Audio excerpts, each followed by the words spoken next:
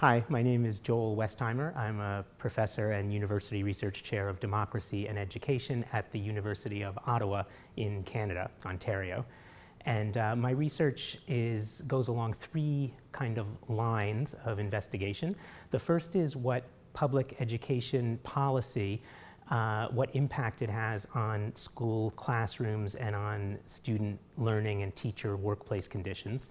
And that considers the underlying ideology and values and politics that are at play in school reform.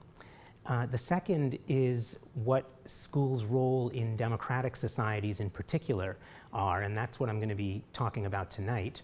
And the third, related to the second, is how schools talk about issues like economic inequality or other controversial issues, and how that plays out in the classroom, the kinds of opposition to those issues there are, and what teachers' practices are related to those values. So what I'm going to be talking about tonight is the second pillar, what the role of schools in democratic societies are. And we are at a time that seems to raise this question to a high level of importance, given that there are populist and nationalist governments being favored now across parts of Europe and here in North America as well.